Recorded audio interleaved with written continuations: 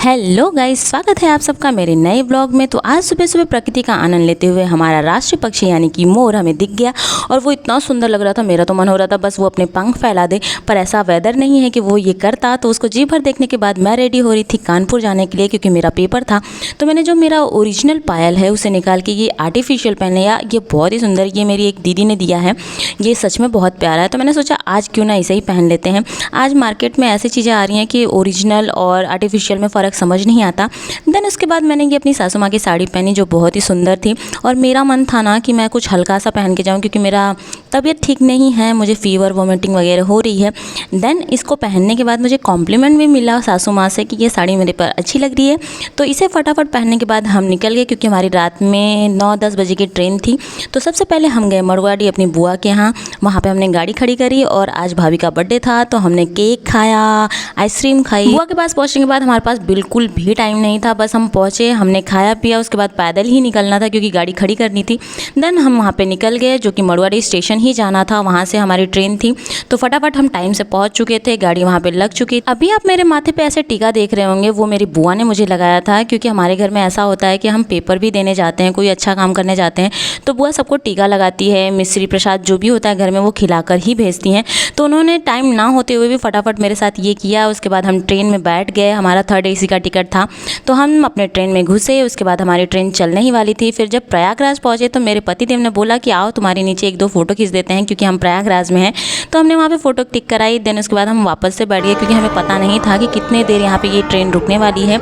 तो फटाफट मैं बैठ गई, क्योंकि मैं बहुत डरती हूँ भाई कि अगर ट्रेन चालू हो गई तो उसके बाद मैं तो नहीं चढ़ पाऊँगी, ये सब रिस्क लेना भी नहीं चाहिए। तो बस फटाफट चढ़ने के बाद हमारी ट्रेन चालू हो गई थी एंड फाइनली हम पहुँच चुके थे कानपुर, जिसके लिए हम जा रहे थे। और कानपुर मैं फ़र्स्ट टाइम जा रही थी, तो मैं एक्साइटेड भी थी थोड़ा और नर्वस भी थी कि कानपुर कैसा होगा क्या नहीं होगा। पर मैं सच में बताऊं तो मैं जहां गई थी वहां पे मुझे थोड़ा साफ़ सफाई कम देखने को मिली जिस साइड में हम गए थे। हालांकि बाद में हम सिटी में घुसे तो हमें बहुत साफ़ सफाई देखने को मिली। तो जब हम कानपुर सिटी वहाँ पहुँचे तो 3 बज रहे थे, ऐसे टाइम हो रहा था। 3 के टाइम पर हम पहुँचे थे, सुबह का टाइम था, सारे लोग ऐसे वहाँ पर सो रहे थे, कोई कुछ कर रहा था। तो हमारे पास और कुछ ऑप्शन था नहीं, हमें समझ में नहीं आ रहा था कि हम कहाँ जाए कहाँ ना जाए। तब तक हम ऐसे बैठे हुए थे, हमारी नज़र ऐसे ऊपर गई तो हमें सबसे पहले इन्हीं के दर्शन हो गए।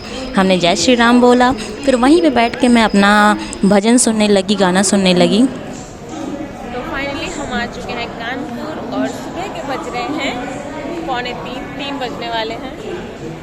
तो कानपुर के फर्स्ट टाइम है हमारा।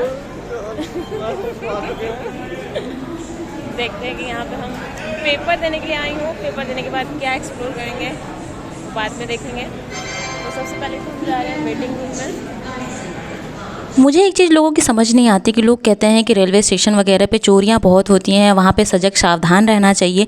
पर यहाँ देख के तो बिल्कुल भी नहीं लग रहा था। सब ऐसे सो रहे थे जैसे कुछ पड़ी ही ना हो, सब एकदम निश्चिंत।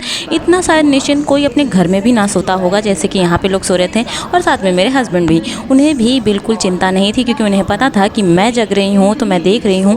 हालाँकि उन्हें गाड़ियों की आवाज़ भी उनके कान में नहीं जा रही थी, वो मस्त अपनी नींद इंजॉय कर रहे थे और मैं अपनी चाय, क्योंकि मुझे चाय से ज़्यादा प्यार है। तो बस मैं अपना फटाफट चाय एंजॉय करते हुए अपने भोलेनाथ के भजन को एंजॉय कर रही थी। देन जब सुबह हुई तो हम बाहर निकले और ये रहा कानपुर रेलवे स्टेशन, जो कि बाहर से बहुत ही सुंदर लग रहा था। फिर उसके बाद हम पहुंच गए अपने परीक्षा सेंटर पे, जो कि 9:30 बजे से पेपर स्टार्ट था। तो हम 8:30 वहाँ पहुँच गए थे, क्योंकि भाई कहाँ जा रहे हैं कहाँ नहीं जा रहे हैं, सही सेंटर पर जा रहे हैं, ये सब हमें पता नहीं होता है। तो वहाँ पहुँचने के बाद वहाँ का फेमस एक डिश होता है सोहार। जैसे हमारे बनारस में होता है चना कचौड़ी, वैसे ही वहाँ पर सोहार नाम से मिलता है। सच बताऊँ तो बनारस की चना कचौड़ी से बेस्ट तो नहीं था, बट हाँ खाने लायक था, अच्छा था, टेस्ट अच्छा था। तो हमने वो ट्राई करा, क्योंकि हमने सुबह से कुछ भी नहीं खाया था। उसके बाद मैं लग गई लाइन में, क्योंकि पेपर देने का टाइम हो चुका था। तो धीरे धीरे करके सब जितने भी वहाँ पे सेंटर पे आए हुए थे पेपर देने के लिए, सब एक एक करके अंदर जा रहे थे। और सारा जो भी हमने पहना हुआ था, जैसे कि मंगलसूत्र हो गया, ईयरिंग्स वगैरह, वो सारी उतरवाई जा रही थी। फिर उसके बाद मैं पेपर दे के बाहर आ गई। इसके बाद हम खोजने लगे रूम। हमें इस एरिया में रूम ही नहीं समझ में आ रहा था। फिर लकीली एक ऐसे होटल अच्छा खासा मिल गया था, तो हम वहाँ पे रुके, हमने थोड़ा सा वहाँ पे रेस्ट करा क्योंकि मेरी तबीयत वैसे भी ठीक नहीं थी, मुझे बिल्कुल भी अच्छा नहीं लग रहा था, मेरा पेपर देने में भी थोड़ा हालत ख़राब हो रहा था। पर जैसे तैसे मैंने पेपर दिया, उसके बाद हम आए, वहाँ पे रेस्ट किया, फिर नहाया धोया, उसके बाद रेडी होने की बारी थी क्योंकि हमें जाना था घूमने भी, क्योंकि कानपुर दोबारा तो आने से रहे। जैसे ही मैं नहा के आई तो मुझे देखने को मिला कि सारा सामान ऐसे अरेंज करके बेड पे रखा हुआ था, मेरे हस्बैंड ने कर रखा था क्योंकि उन्हें पता है कि मेरी तबीयत ठीक नहीं है, तो उन्होंने सारा कुछ ऐसे कर दिया था ताकि मुझे बस रेडी होना रहे। तो फटाफट मैंने साड़ी पहनी, उसके बाद अपने बाल झाड़े क्योंकि मैंने धुला था, मुझे बहुत ही हेडेक हो रहा था, तो मैंने बाल भी धुल लिए क्योंकि दर्शन वगैरह करना था तो मस्त था, तो मैंने बाल धुले, उसके बाद रेडी हुई। तो आगे की चीज़ें मैं आपको दूसरी वीडियो में बताऊंगी, तो उसके लिए मुझे फॉलो कर लेना, सब्सक्राइब कर लेना। तो मिलते हैं नेक्स्ट वीडियो में, तब तक के लिए बने रहिए मेरे साथ, मिलते हैं नेक्स्ट वीडियो में, बाय बाय।